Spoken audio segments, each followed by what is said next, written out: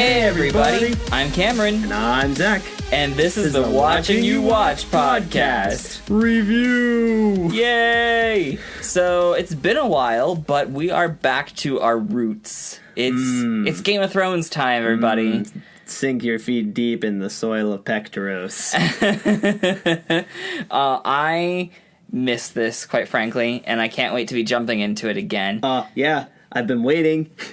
So, if you've been following along with our series, we promised this before. It's our fabled review episode where Zach's going to try and recap all of season 1 for us right here. Dear God, help us. I know, it's going to be interesting. But before we get into this, we're just going to have some fun with looking back on season 1 of Game of Thrones, some of Zach's impressions of it, things like that. I'm the real dumb. I know, Zach, this isn't like your normal fare or something you watch necessarily. I mean, I would. I just need more incentive, like friends who definitely watch it. Well, I guess that doesn't stop me from anime. I don't make any sense. So I was trying to say more politely is that you watch a lot of anime, and something like this is not something you normally go for. Fair. So, with that said, how did you enjoy jumping into Game of Thrones?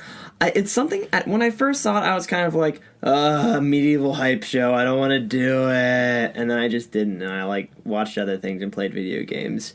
And then, the hype just didn't stop, and I was like, well, dang. It's either, peasant garbage that everyone consumes, or it's actually okay. And it was on HBO, and I was like, it's actually probably okay then. Yeah. But that's one of the things that strikes me the most about Game of Thrones is just how universal it is. So many people like this show. And these are people who don't typically watch fantasy. They don't typically watch things like this, and yet they're drawn into this, and that's a testament, I think, to how good the show is. That is very true. I mean, it's not that I like this kind of stuff, it's not out of the norm for me to see this, but people who would never even watched anything or even gone to things like Gladiator or Braveheart as movies are look at Game of Thrones, and I'm like, oh, well then. And it's actually good. Yeah. I think it's funny how you can start having conversations with people who've maybe tuning in, and then you hear them mentioning it, and it's like, no way, you watch it too? I've had that moment with so many different people that I never expected to have it with. I can't have that moment yet. It's coming. Don't worry. Because you're catching up. In fact, we're going to be starting season 2 of the Watching You Watch podcast, Dragons. Game of Thrones. Dragons. Yeah. Dragons, Zach. And we're excited for that, but first we have this review episode. We talked about it before. It's happening right now. Zach is going to recap all of season 1. Oh, God. As best as he possibly can. So, I don't know how would be best for you to do this, Zach. There is literally no good way to sum this up. So I will start from whatever my brain feels like starting from and go until you tell me to Would it be easier to start, maybe do this by character or by... It may be good to do character arc. I was thinking of doing that, but then I was also trying to remember in my head, here's how it happened in the show. But I think... Let's do it by character. I think it might be a little bit easier. No, and that's fun, because then we can build a continuity line that we don't... And it's not that it's not in the show, it's just that you don't specifically follow one character. That's true. So let's go. Who would you like to start with? I'm going to start... Basically, I'm going to kind of do Starks in general, but focusing obviously on Ned, Eddard Stark. Okay. So basically, he rules the thing up in the north. It's all great and lovely. He's a war veteran, and now the Hand, who is the second hand man. Now second hand man. Yes. Is dead, and the King John is all yo, we're buds. You gonna be my hand now and help me do the stuff? And he's the king would be Robert, by the way. Yeah, that guy. Whatever names. He died. Irrelevant. But that happens later. Keep going. Yeah. But before he did, he's yo, come here and help me do stuff. And Ned's all honor, honor, honor. And Katniss is all but that's a crap job, and I want you to be near me because I love you. And he's nope, honor.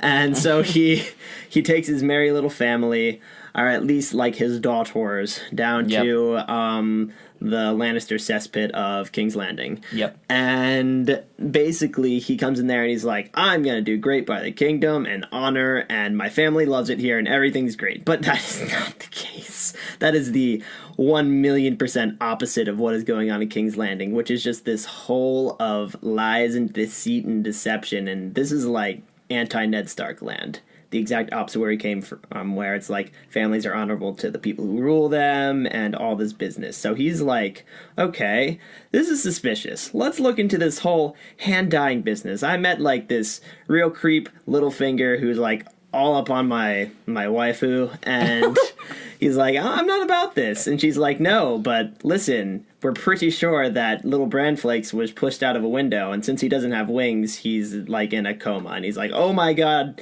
why? How could anything bad ever happen in our house? Wink, wink. This was happen when people walk in on incest happening. And so he goes on a merry little like buddy cop thing with his second-hand man, who I started to like, but then eventually dies at the hand of a Lannister because frack you Lannisters, you ruin everything. That's later. Later. And he is just like, he's like, okay, so let's look into this whole death of the hand thing. And other crazy things are happening, like, it's like, oh, cool, we have this lead. This is great. And then the mountain kills him. He's like, well, that's not that we didn't expect it, but it sucks. So, the Lannisters put a hit in this guy, basically. He's like, this is even more fishy. Let's dig more into it. Fishy is a funny choice of words, considering that's the house crest of Katniss. Yes, it is, which becomes relevant in the search for all this too. Yeah, because they like try and blackmail him through his wife, and then also like the connections that she has, and it's just like this crazy web of weird where he's like finding like the bastards of Robert, and it's like they're keeping this like an absolute total secret. And wait, what? He goes into the registry and pulls the connection that should be obvious without even having to look into a freaking genealogy book. The whole genealogy book is like, this person black of hair, this person black of hair, this person blonde of hair. Well, that's not right. Oh my god, he's not their kid. Oh my god, there's incest. And it's just like one of those big moments where the entirety of the audience face palms. It's like good job. This should be duh by now, but anyway. But the thing with it is most everyone knows it in there anyways. They're just trying to pull their angles. That's what makes it even worse, because like it even takes Ned a little longer to get that, because they're like, honor, I'm gonna give you a chance to get away, Cersei. And she's like, that was a mistake. In the Game of Thrones, you either kill or be killed, and you gonna be dead. And he's like, you got till tomorrow morning. And then she's like, no. And he's like, you got till tomorrow morning. You done goofed. You moved your king right into checkmate. Yep. And you're the king, you nerd. Yep. And so Ned gets all like framed up, and it's like, oh no, you're plotting against the new rightful ruler, who is Joffrey. He's like, I thought we said that, I was going to sort of take things over and maybe we get Stannis. And he was like, oh, you were a liar, and you were with Robert, and you poisoned him and killed him, and you're the worst. And Darting Old Man's like, yeah, that's true. And basically everybody Littlefinger's like, yeah, and Varys is like, yes, also, because order and junk. And Ned is like, well, this is garbage, but it's dungeon time for Ned. And so he sits in a dungeon and sort of molders, and Varys like comes out and shows his true colors, and it's like, I just want to see everything play out nice and have the kingdom run as smooth as possible. And yes, I thought you were the man for the job, but you were stupid. But evidently you're like too bound by honor, and you can't see that by, like doing some of the sneaky King's Landing junk. You would, do better by the world. But, remember that. And also remember your family's involved in this, and, your choice is not just for you. And so Ned is all like, crap. I done goofed. I done did the goofing. And he goes and at his basically like the hearing where he's supposed to like basically apologize to Joffrey, he actually does that, and it's, oh my god, I hate everything. Yeah. And then Joffrey is like, you know what? Yeah, that's great. You apologize to me, but I'm a dick, so go ahead and die. Yep. And it's like, I am not like these merciful, soft-hearted women. I kill people who oppose me. And Ned's like, this is garbage. I see Arya. I'm not going to protest. And he gets beheaded. I think that my phrase... Bedeaded? It just shortens things. It kind of does all of it. So Sean Bean's, and that's like the head of the Stark arc. And now, that's Ned. that's Ned. So who would you like to jump to next? going through his family, basically what happens is in the north stays his like elder son. Yep, that'd be Robb. Robb Stark. And with him comes his daughters. In King's Landing, his daughters basically do... before they leave, though, they get to meet the good old Lannisters at a big old party, but they don't start off their relations too well because Arya's like, hey, Joffrey, you're kind of the worst, and I'm going to throw your sword into a pond. How's that make you feel? I'm going to cry right to my mom! And he does that. And That's exactly what happens. And then it gets a dire wolf killed, and also Sansa, who is all like, oh, Joffrey's a prince, and I'll be the queen, and I'll have his baby. Oh my god. She actually says that. She literally says that. That's Which the is nail in the coffin. That is just that. like, there's death flags, or like death situation flags popping everywhere. But Sansa learns real quick the folly of that thinking. Yeah, that Joffrey is just like, has this like very thin veneer of like being a decent person, but he's actually like literally the worst thing in Westeros. And so she goes back and forth, like wanting to like him or not, and she talks to her. Arya is also like getting taught how to sword fight because she wants to know how to like do all the things like Dad. And Ed's all kind of like, okay, that's adorable, but oh man, what am I doing? Also important to note that her bastard brother, Jon Snow, gave her a nice little rapier. They call it needle because it is really tiny. He's a little baby. Just hit him with the pointy end. She's like, okay, I got that. But it's so perfect too. I know, and it's so great. Perfect. And it's like another thing about this family is Jon seems like the only one who like cares about the other siblings, even though he's like the bastard child. There's a whole lot of other things that happen in the seasons. He does have a bleeding heart. Yeah, because like at one other point, Robb has to like make during the war thing, in order to get over a freaking bridge, he has to basically say, okay, I'm gonna marry your daughters, and also, yeah, okay, we'll take a few of my sisters. Yep, he has to marry off his sister to the Freys, and he also has to marry a Frey daughter to cross the twins. Yeah, and hopefully, and she's hopefully the one pretty one.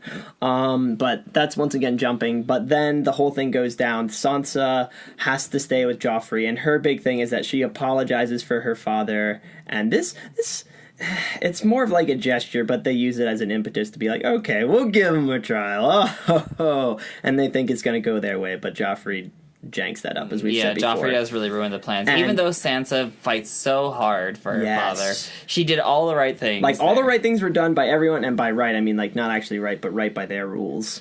Their preset rules, which got fracked. By King's Landing rules. Yeah. So. And Sansa's big thing is she's like kind of stuck with Joffrey after, like her entire house is like murdered. She's kind of a hostage, but she's still kind of betrothed to Joffrey. Yeah, she's a pawn. She is in-between. The weird pawn thing, and God bless her.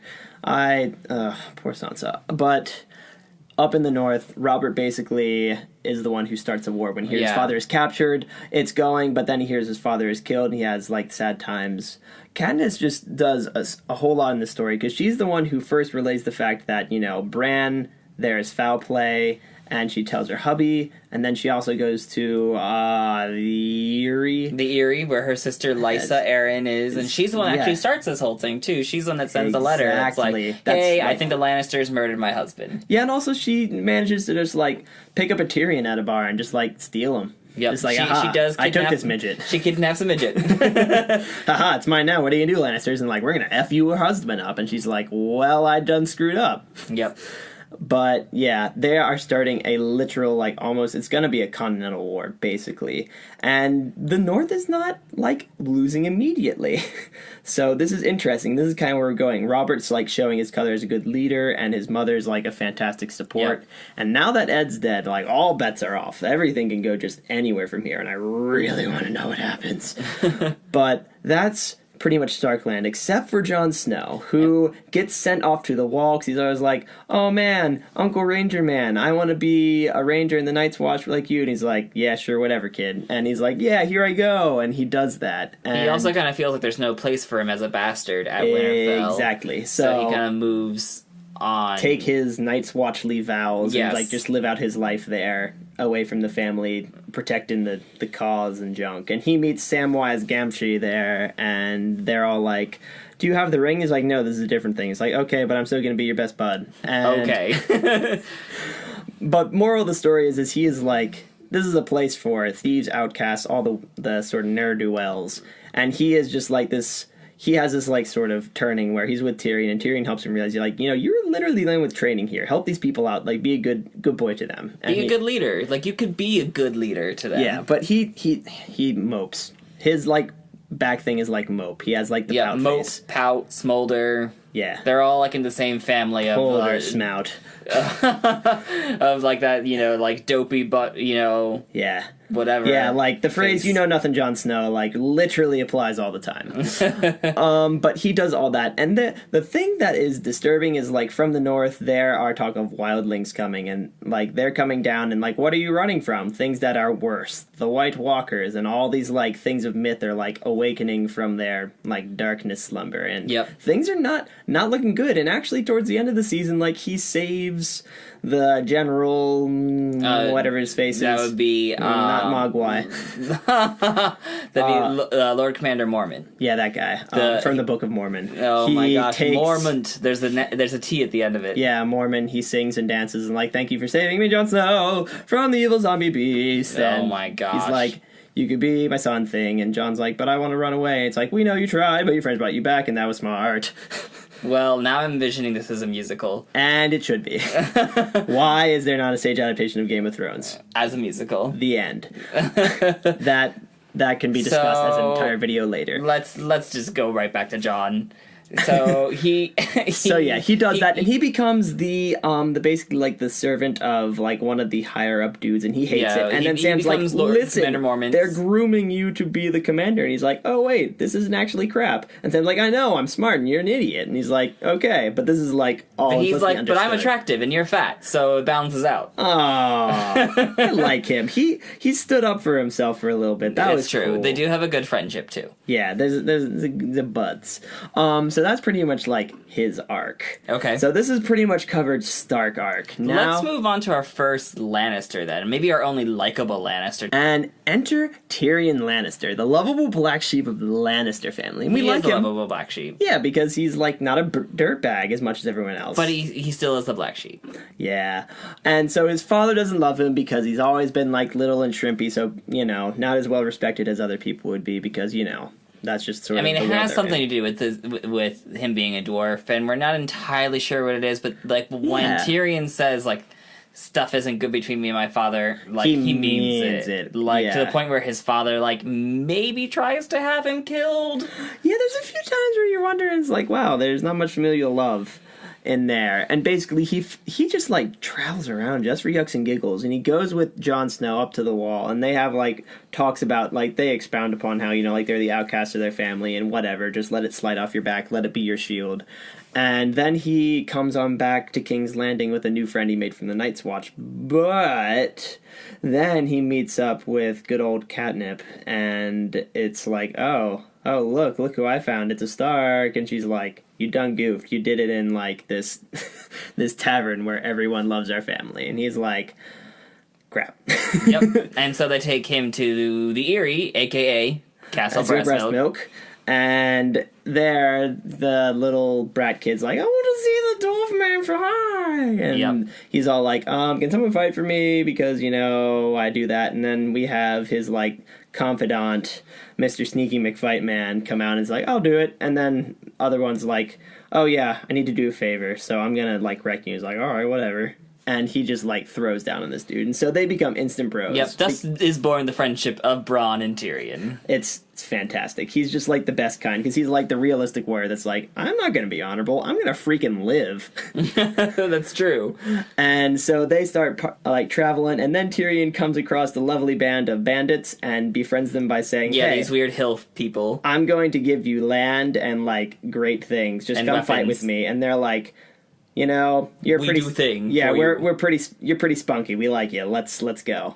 And so he gets into. Then he is like embroiled into the conflict with his father is running with the whole like Stark versus Lannister. So Yep, the war is already basically happening. yeah, and Tyrion shows him like, oh, you're alive, good. Now get in the fight, and he's like, oh boy, and so the show literally he's literally like, all right, now we're gonna go out there and kill people. Like, yeah, kill people, and then they run and like hit him with a hammer, and he doesn't even see. Yeah, he kind of gets knocked out accidentally, and then he wakes up after the battle, and they're like, hey, we won, and then he's like, what? And then they're like, oh, well, we kind of lost because we lost Jaime. He got kidnapped. Yeah, and that was the whole like ploy by the Lannisters to like get to the Jaime. Well, you mean by the Starks? The Starks yeah, getting the Starks Jaime kind of out do like a feint. Yeah, like they sacrifice for a greater good because we don't really need to give like Head Lannister a big thing other than he is just obsessed with like the family name and having the name live on, and that is like his whole thing. And I don't even think we really need to do Jaime or Cersei either, because you kind of cover them a little bit in their in other people's things. Yeah, because moral of the story, they're bopping around to everyone's stuff, and they're like one of the bigger movers and shakers in this whole like conspiracy thing. And a lot of their other stuff it's not super plot related, just sort of like, oh, and now they are having creepy incest talk, and oh, Cersei has like other boys, and oh, Jaime.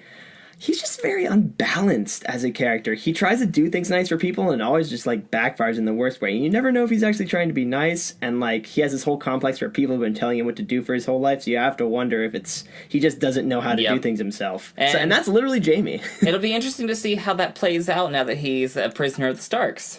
Yeah, which I wish that stinking Ned had got to throw down on him and he hadn't gotten like speared by that one random dude. And I also love the fact that Jaime wanted to throw down with Ned too at that point. Yeah, but like it kind of was like soured for him when his guy stabbed him. But anyway, because he wanted the full kill. But yeah, we won't need to cover them. But moral of the story: Tyrion also gets like fancy foreign French Spanish lady to be his confidant, and his father's like, "Don't you make her your courtly lady?" And it's like, "I'm gonna do it, and I'm gonna be the hand now. Okay, bye." Yep. So Tywin appoints Tyrion to be hand to the king in his stead, since Tywin's busy running a war. Yeah, the whole thing. And so Tyrion is now in King's Landing. And he's going to be the new hand because Ned can't do it as a beheaded zombie. It's gonna be interesting.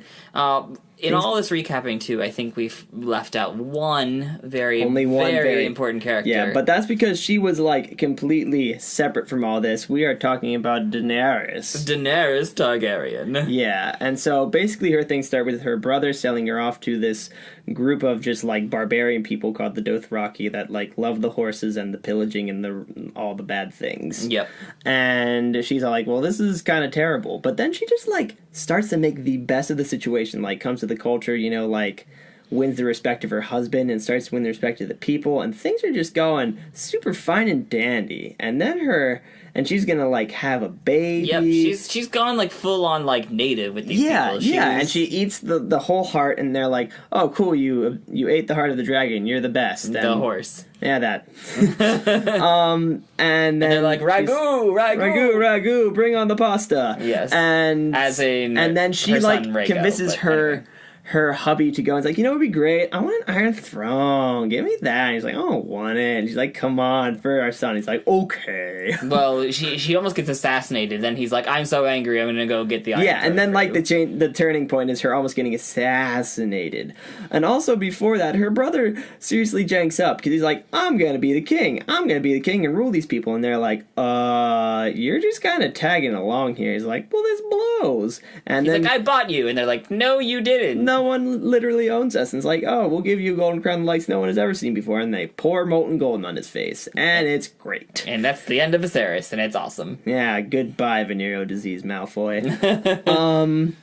Could not be more glad to see him. The only other one that's important in there is Jorah, because he is the closest her confidant. friend and confidant, yeah. Friend and confidant and sexual interest partner thing. I mean, I don't know. I mean, it's not very it's clear. Really weird. For the longest time, I didn't really see it, but then his concerns started to be over the top. And then, like, especially at the end, it's all sort of like, it's like, I don't want you to go into the fire, and, like, I know, and she, like gives him the kiss, and it's basically like, I love you without saying I love you. Right. And at the end, basically, her husband gets an infection, and she goes to, like, she saves some people during a Dothraki raid, which is the first time seeing them, like, go nuts on people, which is brutal. And she's disturbed by it a little bit, too. Yeah. But the thing with it is that, this witch doctor lady, like, gives her the perspective is like, your husband got this infection, and I basically didn't make it better because I saw, like, the terrible things he would do to the entire world. And do you know you didn't save me from anything? They had already had their way with me, and it was terrible. And she's like, but I love hubby, and, you know... And you ruined this. And you ruined everything. You ruined everything. She has, like, a little bit of a pouty moment because she can't see the forest through the trees. She gave up her unborn child to save save Drogo. him, and that she lost her child, she lost her husband, and now the people are, like, basically Dothraki rule by power, and they won't be led by her for the most part. So they mostly abandoned her. Yep. And the only reason, like, she sort of lives is because Jorah, like, stood up for her. So now she has this, like, amalgamation of, like, slaves and Dothraki and Jorah that liked her, and Jorah. And she, like, does this thing where she's all like, you know, I'm going to burn this witch because she's the worst. And she has this big speech about how, you know, we're all going to be united together, and it doesn't matter where we came from or who we are. We are going to just be us, and it's going to be the great. Oh, USA, and all of our USA. And all of our enemies are going to die screaming. Yeah, because... Watch. And she goes in there and she cooks up some dragon eggs and then makes some dragons, like, look, dragons. And they're like, holy freaking crap, this is great. Yeah, she survives being burned alive in the funeral pyre when she... Yeah, she's literally immune to fire. Yep, and then the funeral pyre for Drogo, plus burning a witch, like, all that happens. Burn her, burn! Out of the ashes rises Daenerys with three dragons. Three dragon bikinis. That's true. She's, like, clothed in dragons a little bit when she comes out. Dude, I'm really excited. It's going to be the fall fashion. Just dragons. You wear only dragons. Only dragons. So she comes out wearing her dragons, and that's basically where we end. That's where we end. And the thing with it is what the end of season 1 did is just kind of set up, like, 2. It was basically, like, the 10th episode was, like, the biggest pilot episode, and I need it. I think we talked about this a little bit before... which before I get into my questions, real quick, Zach, good job. I kept most things straight. I mean, names are. You did it though. You recapped the main plot. It's main plot. There's 1. Lots of very enjoyable things in dialogue between characters, but we can talk about that when we do. Yeah. We do talk about it in great length when we have our individual episodes. So if you haven't seen our season 1, go back and check that out. Yeah, if you're watching the review episode, once again, I'm going to say this is weird. Yes. But anyway, let's move into some of these questions I have for you about season 1, about where we're headed. I kind of talked about this a little bit in one of our earlier episodes, but all of season 1 sort of culminates in what becomes known as the War of Five Kings. That there are now 5 people declaring themselves as king. No, I'm a king. We have the Starks, king in the north with Robb, Joffrey. In King's Landing, the king who should have it by succession because Stannis, who we have not met yet, the king's brother Renly, who doesn't have any, he doesn't have any claim to it, but Loras seems to think that he'd make a good king. So there's that, and we have Daenerys across the Narrow Sea, who is calling herself, who may have a more strong claim of any of them because she held it before the Mad King and all that stuff. So that whole Mad King bit. So not knowing anything about how this war is actually going to play out long term, maybe over season 2, maybe even longer than season 2, because I don't want to spoil anything for you. Yeah, that's true. Who do you think's going to end up on top? Which family do you think is going to end up on top? Okay, the thing with it is unfortunately I'm taking Daenerys out of the running for this episode because she's going to have... This season's going to be setting up her sort of thing. I feel like to the mid towards the end, like, they're going to... People across the sea are going to learn she's a world power. But part of it is, I don't think it's going to become so important because they're going to be so embroiled in the war that's already happening there that they're not really going to care, and this is going to be her build-up. Maybe she'll have some kind of, like, cool entrance at the finale or something. But moral of the story, it is mostly between Joffrey and Robert. Like, Loras and Renly have, like, they've run. They knew better. They don't really have a force behind. They don't have anything else. They are going to survive, and that's smart. That is probably one of the smartest moves anyone made in this entire darn show. It is pretty smart. And then there's Stannis, which, once again, wild card, but I see him possibly joining with Robert. Okay. Or maybe they have some kind of a conflict. Those are my two, like, sort of... That's what's going to happen with Stannis things. Okay. maybe even more likely the latter, because he did not sign. No one ever seemed very excited about him being that, but he's going to be in this war. Yeah, he is like everybody a mentions warmonger like almost. like everybody mentions Stannis is like a bit of like a war mastermind, Maniac. but like that doesn't it doesn't make him a good king. Exactly. You know, King Robert was a good. Yeah, was a good fighter. commander. He was a good military commander, but he but was not a good king. yeah, and he knew it. So Poor Robert. Yes, so that's a good point to consider. So if it's between those two, then once again, who do you think Robert would be wins on out top? over Stannis, definitely, and he's like rising as a leader, which was exciting So because you're Joffrey has. saying Robb Stark is your pick here, House Stark?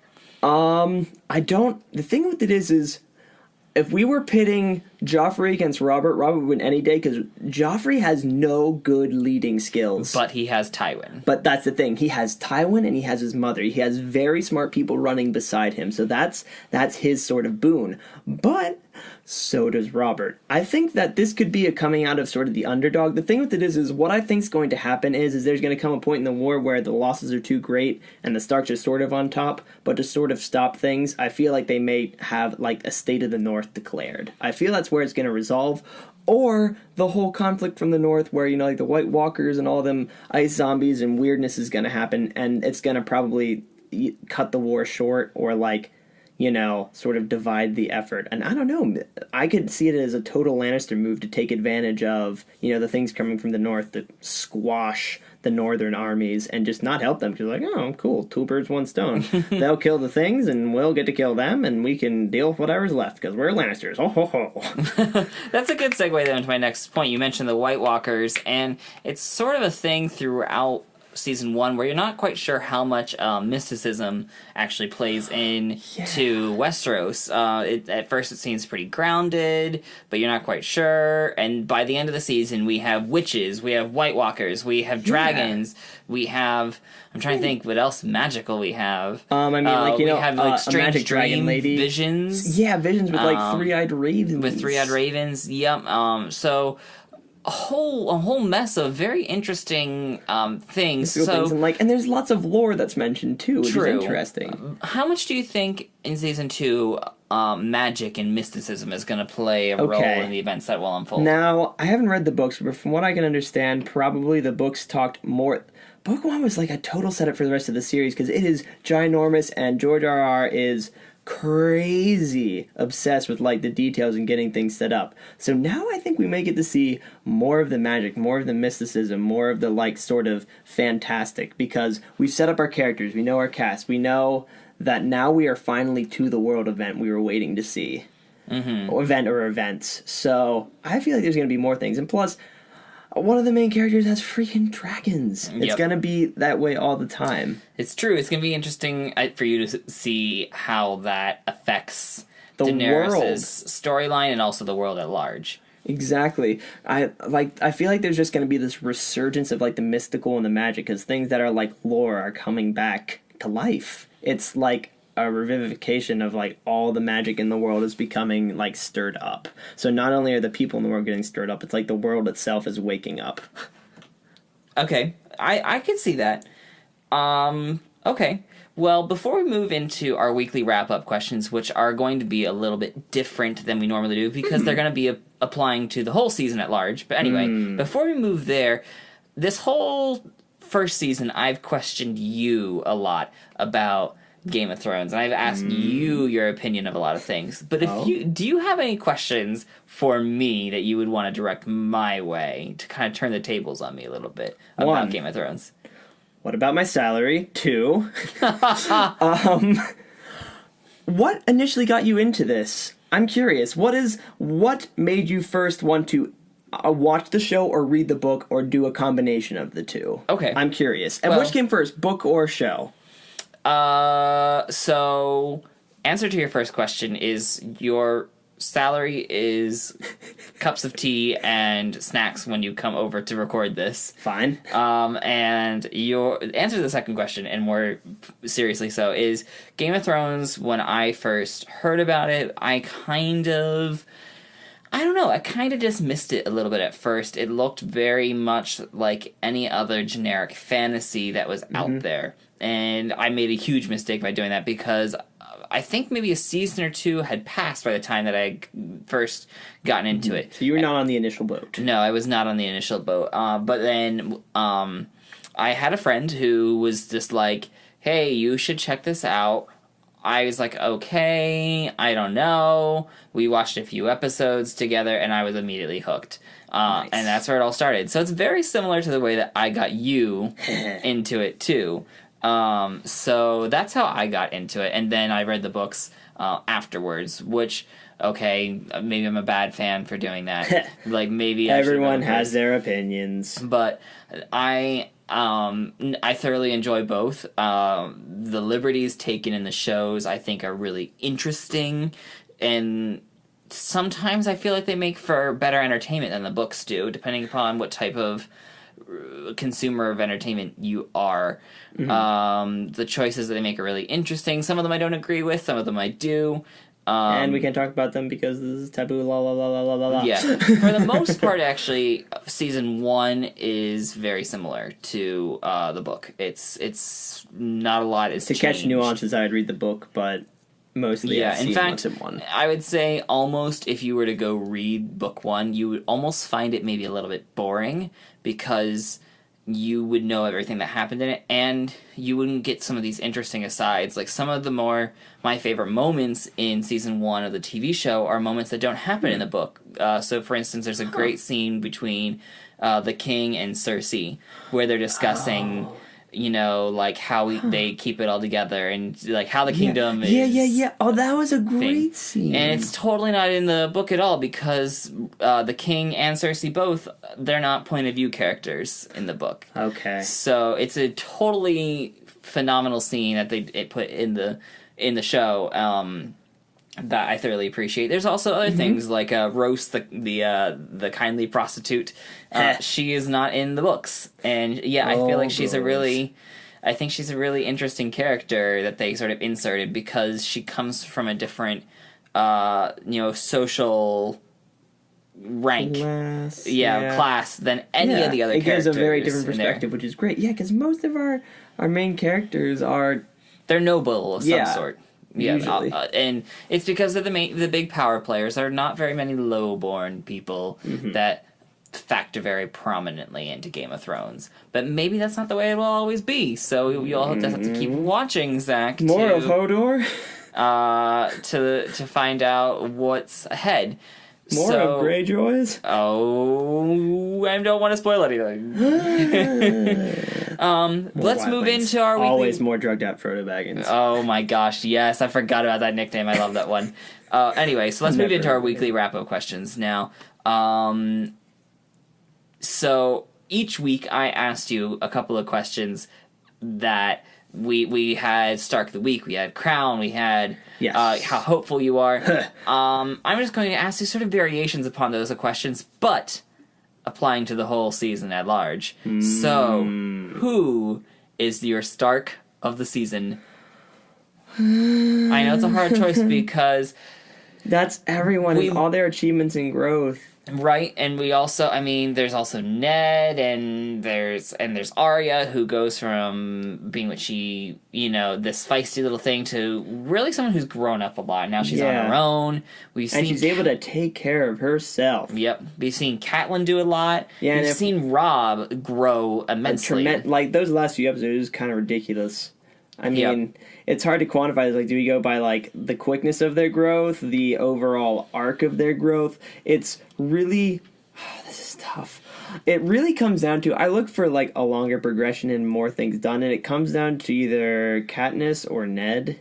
Okay. And it's really hard to choose. But the thing with it is I sympathize more with Ned, and I kind of liked him more. Katniss always I don't know, her just sort of bit grated on me some, but I was definitely impressed with a lot of the things that she did. I don't know that I'm doing it for my babies. Yep. My babies. And I'm like, seriously, woman, we get it. So are you giving it to Catelyn or Ned? I'm probably going to give it to Ned. Okay. Although it's sad that his character, the thing with it is he really does have, like, not necessarily good resolution, but, like, he does good in the way that we like arc. it, but it's like a real complete arc. It's like totally there, and it's so interesting to see. And the thing that it is what's so neat is I'm so sad we couldn't get to see Ned in the, like, post. It's like, I guess we would call it, like, the post honor period the period where he like accepts greater, like he compromises with his base person. Although that's sad. That's so against what Ned stands for Exactly. as a character. And that's what's kind of funny, because like for the whole thing you loved him because he was like about the only honorable one in King's Landing, but then you learn that there's different kinds of sort of honor to stick to. Yep. Yeah, and that's kind of Ned's final thing. Like Varys. Varys, and even Littlefinger a bit. Even Littlefinger a little bit, yeah. A bit. And then doddering old man, but he's just a doddering old Maester man. Pycelle, yeah. So Ned gets it, and I think even maybe fittingly so, because it's the last time that he could get it, since he's dead by the end of season 1. So congratulations, Ned, for being Stark of season 1. That's why you're on the cover of the DVD. It is why he's on the cover of the DVD. So let's move on then to who wins the crown then this season.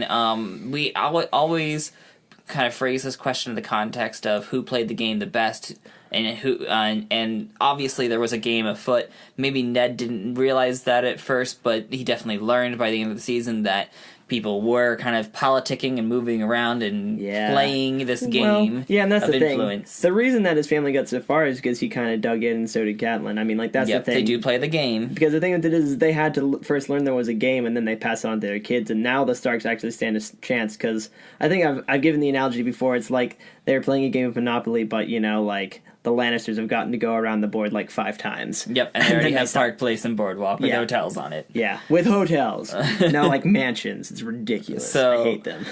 So who played the game best then this season? Who would you give the crown based upon how well they played it? Okay. Westeros side's Robert, but overall, I want to give it to Daenerys, because she grew the most as a character. She became like a leader in the spot that she was supposed to be. It was and you think she played her cards, and then like at the end, oh my good, yes, exactly. She came at a situation where we had nothing, and she just was like, you know what, screw it. We're going forward. This is what it is. I am going to, you know, like lead this group of united people, and it's going to be my way, and we're going to do it. And Robert is close, but the thing with it is I have not seen enough of his character arc, and part of it is Daenerys is being supported by Jorah, but I feel Robert's definitely being held by the hand a lot more than Daenerys was. Well, it'll be interesting to see how he evolves over time with this interesting set of situations in Westeros. But I agree with your pick. It's a really interesting pick, especially since a lot of what Daenerys does is so far removed from any of this conflict. Else. But if we're talking about like an overall who has the best ruler traits and who seems to be able to lead the best, at this point, Daenerys did pretty well, because she did in a position where almost everyone was stacked against her, and she specifically found her allies, and even probably got some people who weren't at first to stick with her, and that is more impressive than Robb, she does who's inspire like loyalty. Have the name. He had his name on top of it. Everyone Daenerys was around was like new to her. There's no Targaryens, and nor did the Dothraki give a flying frack. So I find that more impressive. Okay. Well, on that note, too, each week I also asked you about best plan, worst plan. I think I want to kind of put a variation upon this, too, since not looking back at Season 1 who had the overall best plan, because you can obviously see how that would play out. And I've always posed this question as going forward. Yeah. So, going forward at the end of Season 1, a lot of people have very clearly stated their intentions for what they want to do in Season 2. So out of those, who has the best laid plan and who has the worst laid plan? I think I might give it to Starkhouse, because the thing with it's funny because for best laid or worst? For best, which is funny because they knew how big of a playing card Jaime was, and they're playing their stuff right. They've got their contacts there, building very carefully and slyly. They did not, as much as they wanted to fly right into King's Landing, they've been playing it right. Pretty safe, yeah. Pretty darn right. And pretty darn smart, because they've won up the Lannisters a few times, and the Lannisters are sort of like, oh, I didn't see that coming, which is odd because my money makes me see everything. So then would you say the Lannisters have the worst plan, maybe going forward? I would honestly even peg it on Jaime, because this literally, Jaime and Cersei literally start this whole thing because they don't want to come clean about their relationship, and their whole cover-up plan literally leads to all of it. I never thought about it that way. Stinking thing. Yeah. And I hate them. And Joffrey's also bad, and they brought that into the world as well. So I hate them more. Well, there you go. I also asked every week about best death, worst death. Oh. You always looked at this very clinically, like which one would be the worst to experience. But now that you've seen a season worth of death, I want to know what death out of the whole season was the most Ned. satisfying, Oh. and what one was the worst for Satisfying. you to feel like emotionally. Ned, obviously, that scene was like they did it right. It was the worst. My heart still hurts. I don't like thinking about it. They like got the knife in there and then they twisted it. And they twisted it because like Ned was like spitting like good, fantastic job, Sean Bean. I already congratulated you, but you deserve it again because that was just so well done. Just sort of that like the moment. It's like I'm sure my jaw dropped. And I was like, oh my god, he's doing it. He's doing the thing. Even though, like, at a certain point, his death is totally predictable. Yeah, predictable. It's still and very inevitable. shocking. It just hurts because does you hurt. wanted him to pull through, but no. Yep. But no. What about most satisfying, though? We have a couple deaths in the season that were just very, venereal wonderful disease to have. Malfoy. Gold to the face. I have to agree with that pick. Hands That down. is so good. It's such a 'Cause satisfying he is such death. a scuzz. He is. I wish more scuzzes were getting gold in their faces. It's so perfect, even just like the image of like Yeah, and gold. that's the thing, because he wanted his crown. Oh, here's your crown. Yep, and also the fact that it's a very illuminating death too, in the fact that like Daenerys like sees her brother get killed. First off, she doesn't care because of the fact that he abused her so many times over the course of And her now life. she gets it. I mean, like, she's out of her Stockholms. Yes, and then finally, but then she says this great line about how like fire can't kill a dragon, and so he like, wasn't worthy. So he wasn't worthy. Yep, and he also doesn't have the magic, powers or whatever that she has to be unburned. She is Dragon Mother. So yes, I also asked you every week about how hopeful you feel on a scale of 1 to 10. I don't know if I want to ask that maybe about the whole season. It sort of goes for like you're rooting for the Starks. Like it's a very good question to ask at first because you're typically hopeful on a scale from like how well the Stark do to not. I guess the way I want to phrase this question then is, how much hope do you have for season 2? Like, what do you predict your average hopefulness for season 2 is going to be? For like the people, because eventually the world conflict is not so much going to be, oh, I hope the Lannisters like eat it, but it's going to be like a survival thing. Because eventually it's going to become relevant that there's going to come war from over the sea and also like monster things. So like hopeful for like if we're talking about sort of if we even bring it back to like the Attack on Titan, hopeful for like the world is actually not in a great state. They are in a position to really just frack everything up and just make all the terrible choices because they can't get along, because it's like literally just kingdoms full of led by toddlers. Just like, he hit me, no, he hit me, I hate you, I'm going to hit you back. That's basically why all this starts. Yeah, exactly. It's just this like petty infighting and like all this stuff that's basically like, if they were good rulers, it would roll off their back and then they'd go back to their people. But no. Yep. So if you had to give it the numerical rating, then what would you give it? I'm putting the world at like a 6 Okay. out of 10. All right. Like they're getting close. They're not like to the point where they know they're screwed, but they're like just before that. Well, as always, it is a joy watching you watch, Zach, especially since we're going into the next season here soon. So you guys who've been tuning in with us, you're going to have to make sure to look for that. It is coming real soon here. We're going to have a lot of fun with it. Oh my goodness. If you have questions for Zach about season 2, because you've seen the show before and you know what's going to happen and you've got really good pointed questions, send them our way. You can connect with us on YouTube, on Twitter, on Tumblr. You can find us at Useful NPCs on Twitter. Our YouTube channel is Useful NPCs, and we're on Tumblr. Useful NPCs. We're starting to show up higher on the Google searches. Yes. So please connect with us. We would love that, and we would love to make you a part of this too. There. So yeah, I would also encourage you, like I've done before, to just go out and do this with your friends. Find a show and spend some time with them. Watch it with them. Fight, binge, watch culture. Yeah. As I watch 5 animes, I am a liar. Oh gosh. But seriously, and do space it out, because there's something to be said for suspense and enjoying it, mulling it over and thinking about it, especially when you have such good material that's thought-provoking as Game of Thrones. Yes. So, yes, just go out and do that. Also, a little bit of other plugs for here and there. Plugs.